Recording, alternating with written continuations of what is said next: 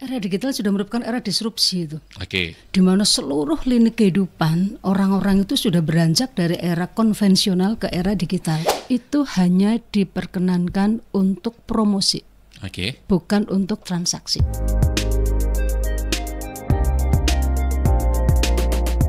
Seputar informasi Banyumas dan sekitarnya, tarik Mas. Saat ini saya bersama dengan Kepala Dinas Kominfo Kabupaten Purbalingga, Ibu Jiah Palupi Twi Hantarti. Kalau berbicara tentang hari ini atau tepatnya 4 Oktober 2023, nanti pukul 17.16 waktu Indonesia Barat ini ada sebuah kebijakan yang diterapkan oleh pemerintah, yaitu terkait dengan media sosial, tidak boleh menjual atau live dan sebagainya. Intinya seperti itu. Dengan tujuan adalah menjaga UMKM yang ada di Indonesia agar bisa tumbuh dan berkembang dengan baik.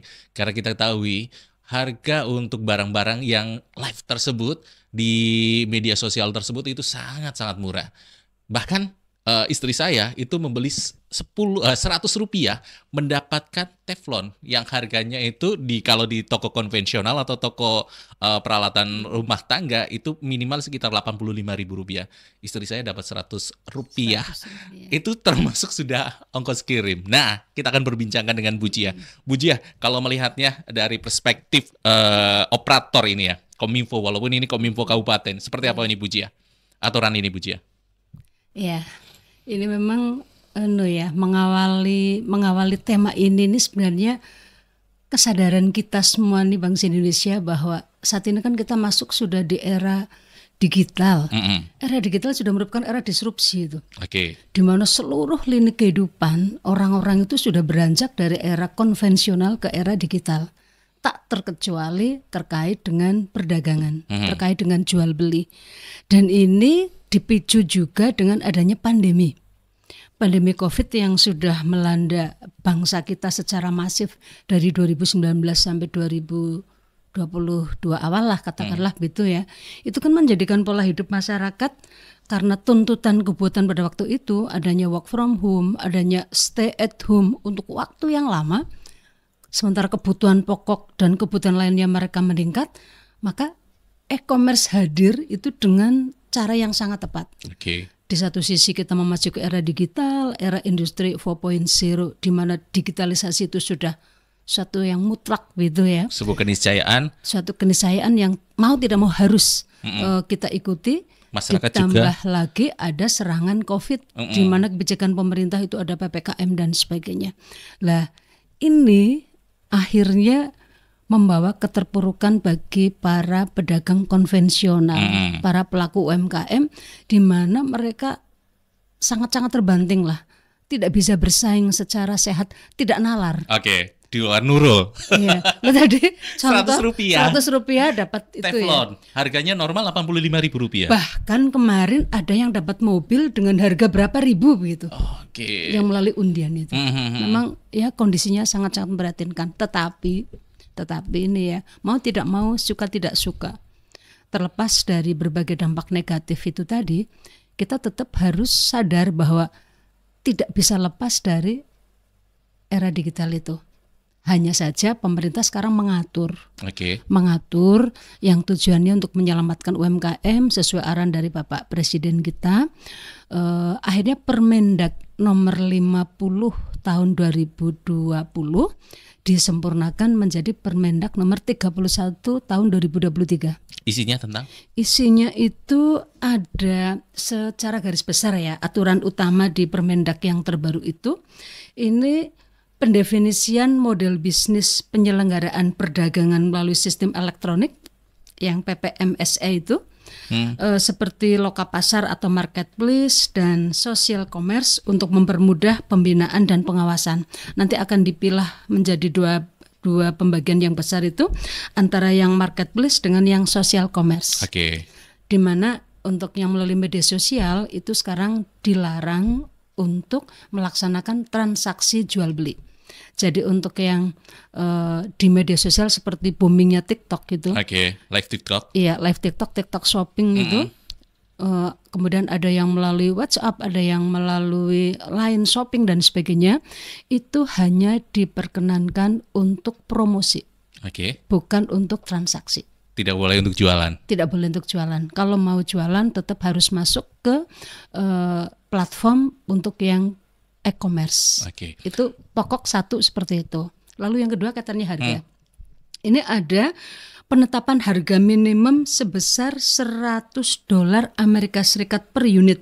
Kalau harga dolar sekarang sekitar 15.000 sekian gitu ya. Berarti 1,5 jutaan lah Berarti ya. 1,5 juta per unit untuk barang jadi asal luar negeri yang langsung dijual oleh pedagang ke Indonesia melalui platform e-commerce lintas negara. Jadi ada batasan harga minimal. Kalau semula kan tidak. Nah ini dalam rangka untuk menjaga UMKM. Jangan sampai harga-harga dari luar jauh lebih murah yang akhirnya mematikan usaha dari pelaku UMKM di Indonesia. Contoh harga kain. Oke. Berapa? Selisihnya jauh pokoknya. Banyak pokoknya. Selain kan banyak harga-harga pokoknya dari luar tapi malah jauh lebih murah.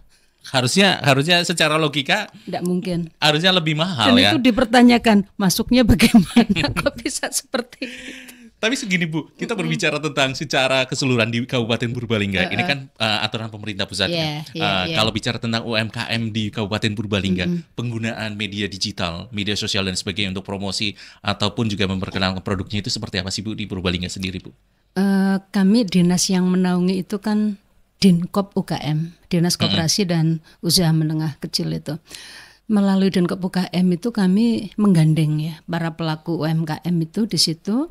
Ada satu paguyuban, kemudian ada kegiatan-kegiatan, ada program-program di mana mereka dilatih tentang digital marketing. Oke. Ya, melalui berbagai program. Ini Kominfo apa Dinperindak? Dinperindak. Ya, melakukan pelatihan digital melakukan pelatihan itu Dinperindak. Kemudian begini, contoh ya, Dinkominfo itu Purbalingga itu kami punya desa binaan, desa miskin ekstrim begitu Panusupan. Ya. Kalau saya penusupan itu miliknya provinsi. Oke, provinsi. Kalau kami Ponjen. Oke. Ponjen, Kecamatan Karanganyar gitu. Kami diminta untuk pelatihan tentang teknologi digital, kompetensi digital. Salah satu materinya itu tentang digital marketing. Lah kami menggandeng Dinkop UKM. Oke. Jadi narasumber tentang bijak bermedia sosial saya sendiri. Kemudian masalah konten kreatif dari IKP. Oke. Kemudian untuk yang digital marketing kami ngambilnya dari Dinkop UKM. Jadi kami bersinergi, kami bekerja sama. Kominfo sendiri punya aplikasi lapak online gitu nggak Bu?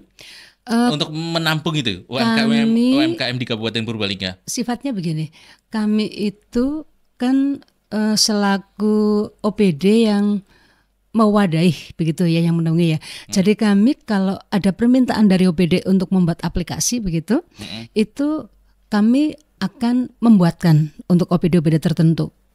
Okay. Semua OPD yang pesan. Tapi kalau Dinkop UKM itu sudah memiliki yang tuka-tuku. Oke, tuka-tuku. Sudah memiliki tuka-tuku ya. Ini Dan itu sudah menjadi sering untuk menjadi studi banding dari kabupaten kota lain. Kami punya tuka-tuku untuk menampung itu. Bu Jia, sayang sekali waktu kita terbatas. Terima kasih kehadirannya sudah bersama kami di Tarik Mase bersama saya Robin Abdurrahman. Ini menjadi sebuah akhir perbicaraan kita di podcast hari ini. Berbicara tentang bagaimana media sosial yang menjual ataupun juga melakukan promosi UMKM. Tapi bijak ya. Bijak. itu yang menjadi salah satu kuncinya. Saya Robin Abdurrahman, Bu Jia juga pamit undur diri. Sampai jumpa. Sampai jumpa. Terima kasih. Mudah-mudahan para pelaku UMKM tetap semangat dan mau beranjak. Bukan konvensional lagi tapi tetap ikut juga trending sekarang melalui digital marketing. Terima kasih.